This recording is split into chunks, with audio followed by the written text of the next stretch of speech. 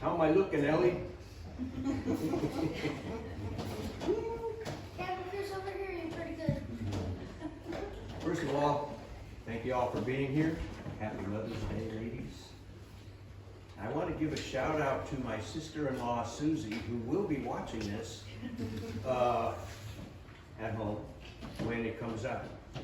She's been following it, and she's been very interested, and I'm glad that you're following the series, Susie. Happy Mother's Day.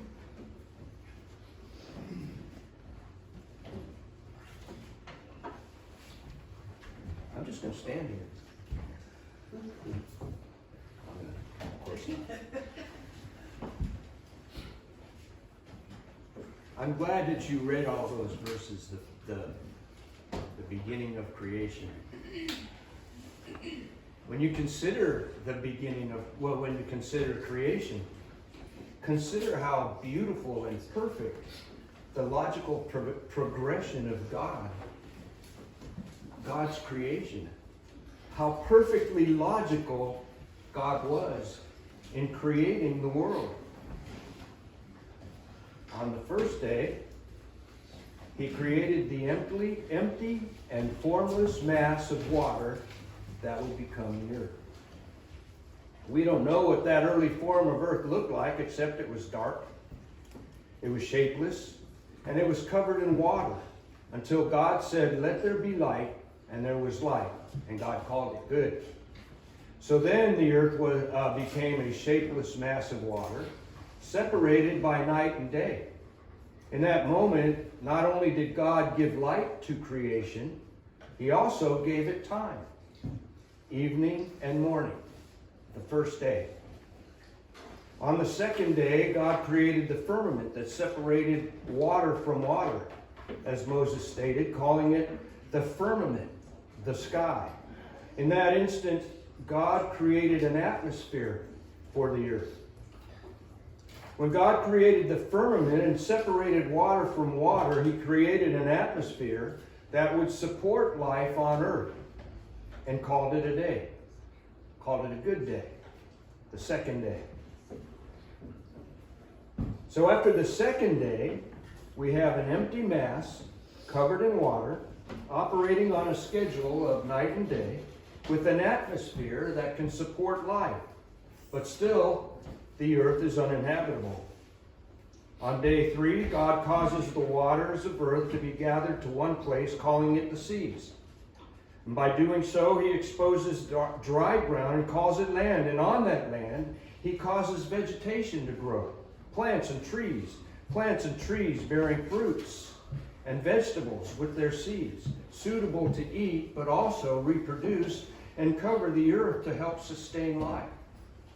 So now in 3 days, we have a planet that operates on a day-night schedule with a supportable atmosphere, a planet that, along with the seas, has dried land with sustainable vegetation that's able to reproduce and is suitable for food. Do you see how logical God's creation is so far? He starts with the mass and brings it up to a place where it's almost inhabitable. First there's the earth, then light, which creates time by God separating light from darkness. Then He creates an atmosphere to sustain life. And still, the earth is unlivable, but that's okay, because there's no life yet. And then He moves the water aside to expose dry land and causes seed-bearing plants and trees to grow. Vegetation that can be used as food, a means to provide heat for shelter. And let's not forget that as a byproduct of plant life feeding itself, oxygen is produced and redirected into the atmosphere, something that we need to survive. So now we have a planet that's almost inhabitable, almost able to support life on its own. And that takes us to the fourth day. In Genesis 1, verses 14 through 19, it reads there, "And God said, 'Let there be lights in the vault of the sky to separate the day from the night, and let them serve as signs to mark sacred times, and days and years. And let them be lights in the vault of the sky to give light on the earth. And it was so. God made two great lights, the greater light to govern the day, and the lesser light to govern the night. He also made the stars. God set them in the vault of the sky to give light on the earth, to govern the day and night, and to separate light from darkness. And God saw that it was good, and there was evening, and there was morning.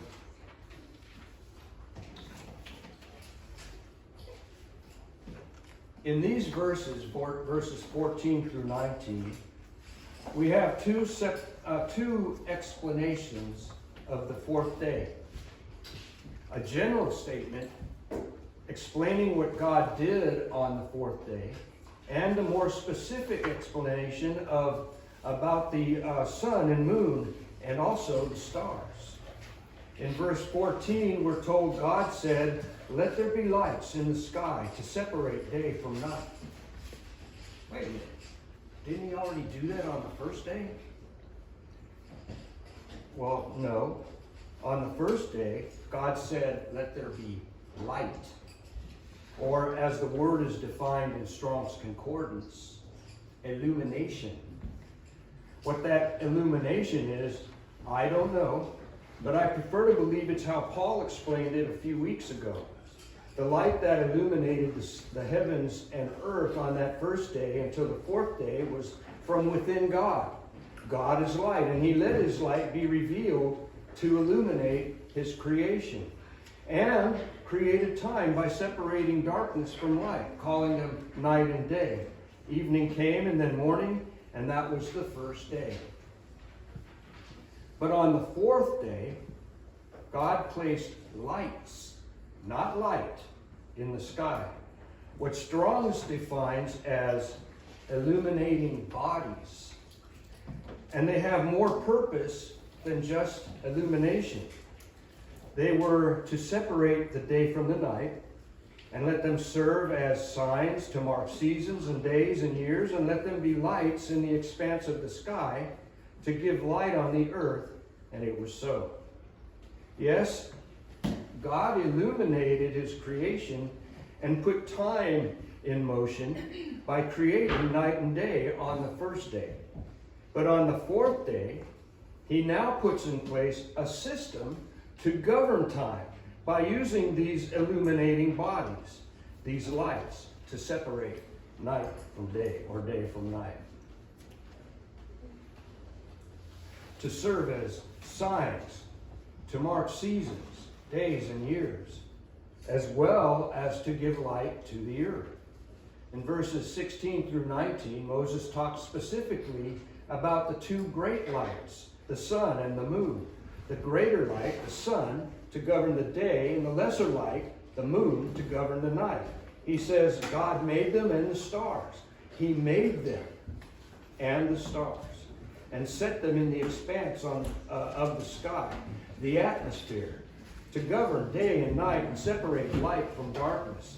At the time that the Spirit inspired Moses to record this account of creation, many cultures, including the Egyptian culture, which Israel was escaping from, they worship the sun and moon as deities, which makes sense if you think about it. I mean, it's wrong, but it's understandable considering how important both the sun and the moon are to life on this planet.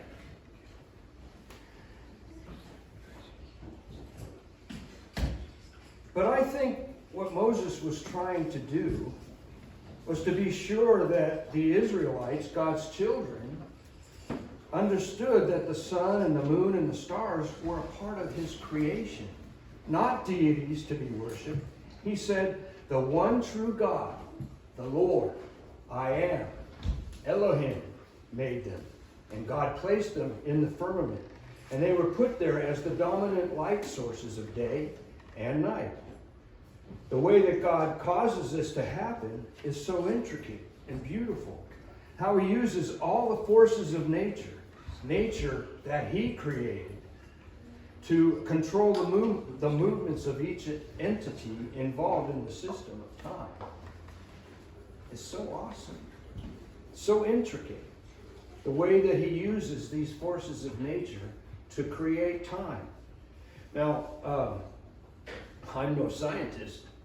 I didn't do well in science, actually. Biology wasn't my strong suit, neither was chemistry or physics or any of them. And I'm no theologian. In fact, you guys probably know all this stuff better than I do. But I'm going to try to explain how it works.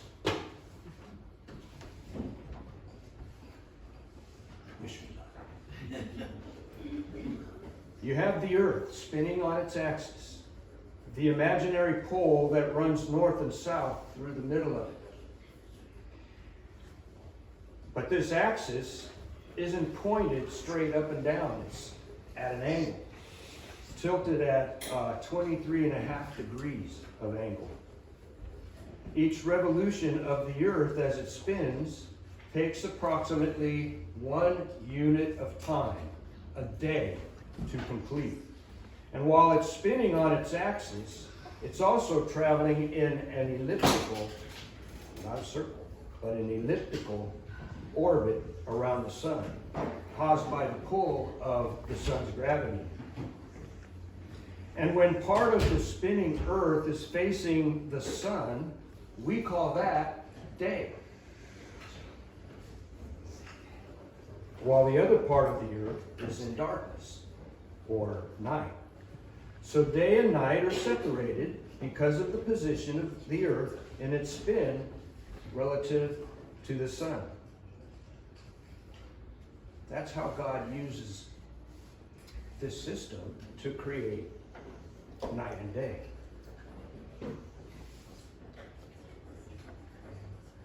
Well, as it travels around the sun,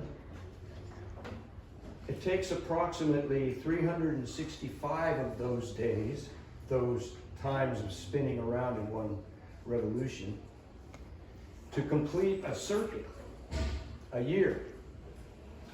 And you remember the tilt of the axis, that 23.5 degrees of tilt? Well, that's what causes the seasons.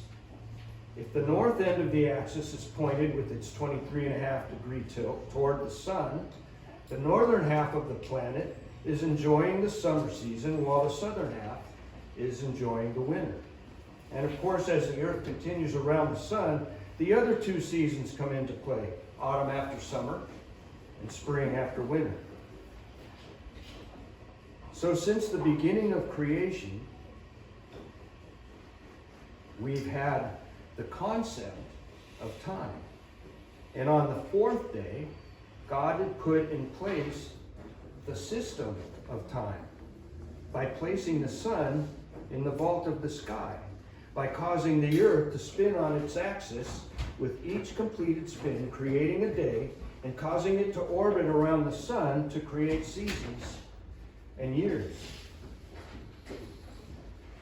Now, with the creation of the sun and moon and stars, God made the earth inhabitable. Moses said they were placed not only to mark time, but to give light to the planet. And this is specifically true of the sun. The sun is the main source of light for this planet. And even though the moon gives light at night, that light is only a reflection of the light given by the sun. And with the light, we get the warmth of the sun. With the light and warmth of the sun, we get the beginning of several life-sustaining cycles. 2 Sundays ago, Carney explained to us the science of the hydrological or the water cycle, which is central to giving life to all forms of life here on Earth. Central to that water cycle is how the sun, with its light, warms the waters of the earth, constantly evaporating water into the atmosphere, which eventually returns to Earth as rain, snow, and dew. Some of this moisture evaporates back into the atmosphere, again to repeat the cycle. while some of the moisture drains into streams, rivers, and lakes, eventually making it back to the sea. Some penetrates the soil, which is then absorbed is absorbed by the vegetation of the earth. And of course, some of that water is drunk by the animals of the earth, including man. But eventually, all the water that started in the ocean returns to the ocean, one way or another, completing the cycle over and over. I get that right? Okay.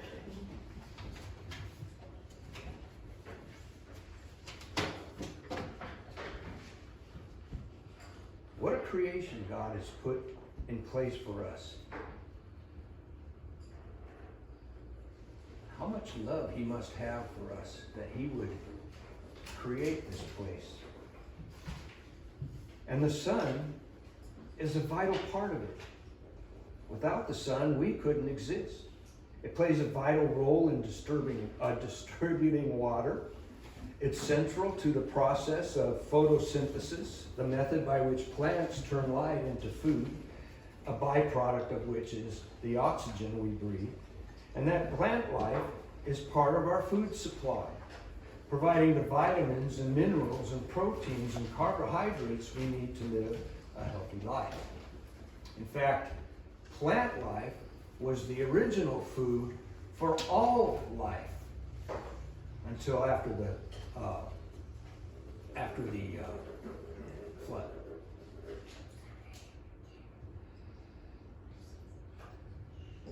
So the sun plays a vital role in the food cycle.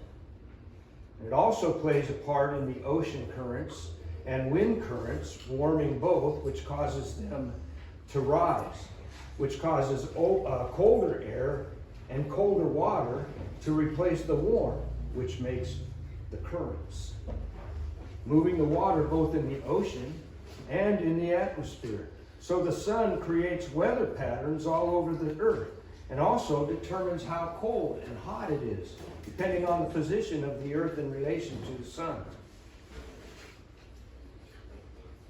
God said He put the lights in the environment to give light to the earth.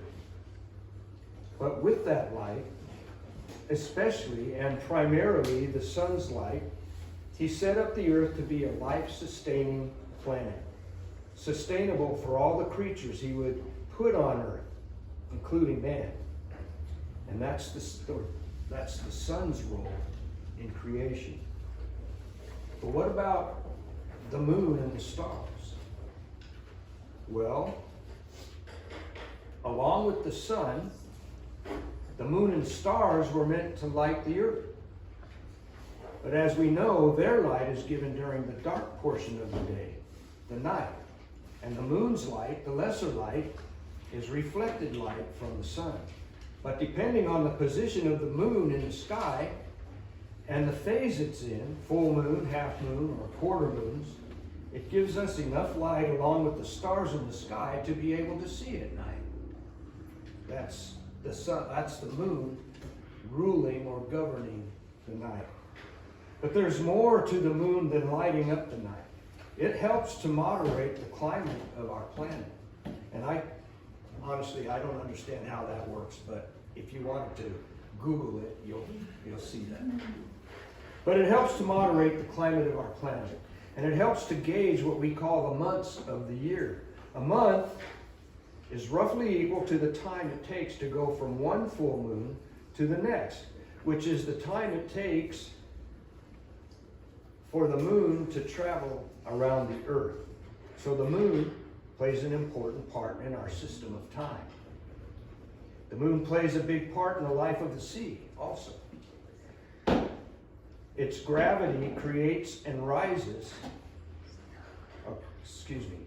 Its gravity creates the rises and falls in sea level, which we call tides. We all know tides are the advance and retreat of the ocean along the coast. And high tide is when water advances to its further extent on the shore. Low tide is when water recedes to its furthest extent. Well, for its part in the tides, the moon's gravitational pull on the earth is one cause of it. The side of the earth closest to the moon experiences the moon's pull the strongest.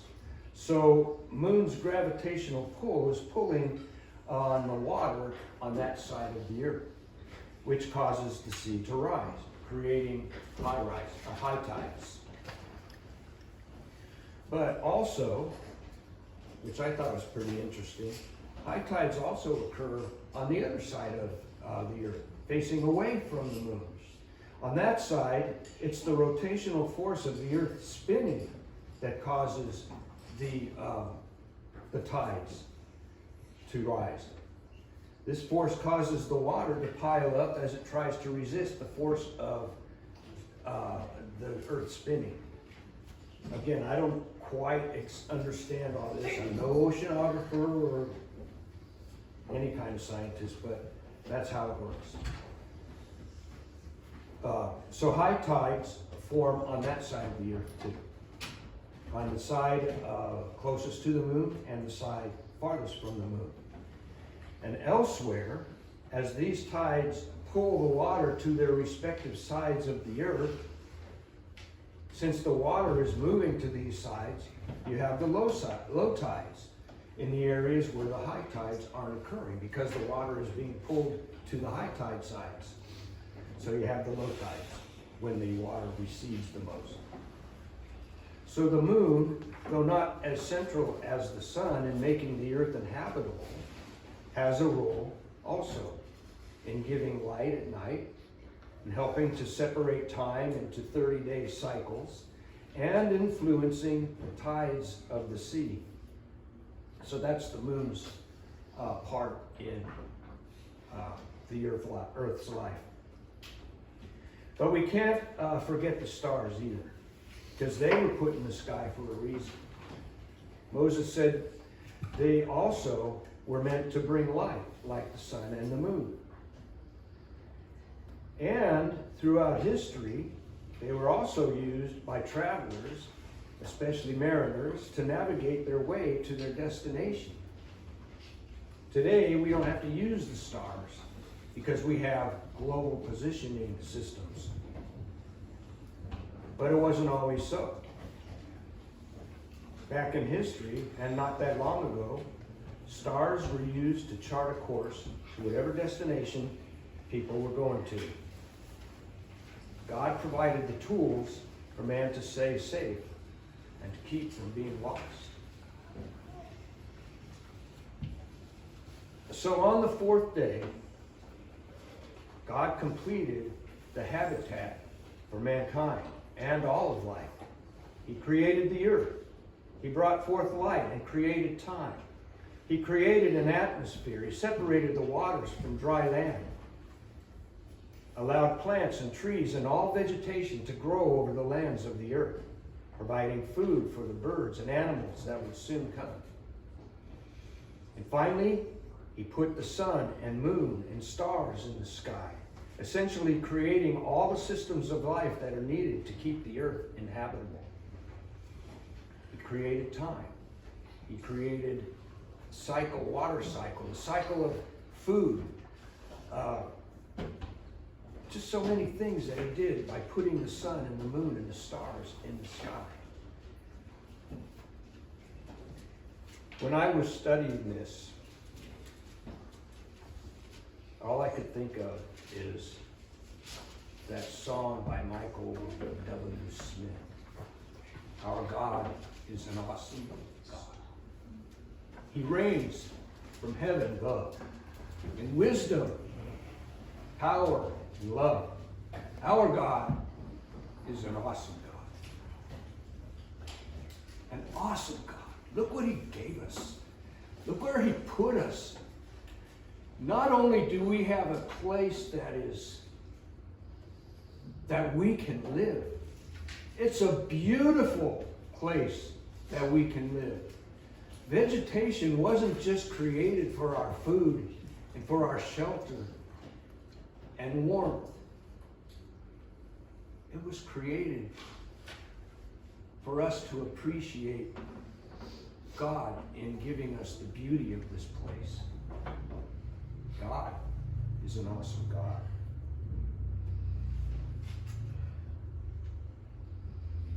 And as I was putting this together, I couldn't really think of a spiritual message to give to you. But when you think about what God did in creating this place, this earth, our home, that's a spiritual message. God's love for us in creating this place to live. Even though he knew that we were going to mess it up, he still gave it to us. And he gave us a plan. Besides giving us this beautiful place to live, he gave us a plan in order to be close to him. He knew we were going to sin, but he gave us this plan in order to be able to come back to him and be close and have a relationship with him. That's what I think about when I think about God's creation. After I finished putting this together, I was thinking about Psalm 19, first verses of it. The heavens declare the glory of God. The skies proclaim the work of his hands. Day after day they pour forth speech. Night after night they display knowledge. There is no speech or language where their voice is not heard. Their voice goes out into all the earth. Their words to the end of the world. That's the message this morning.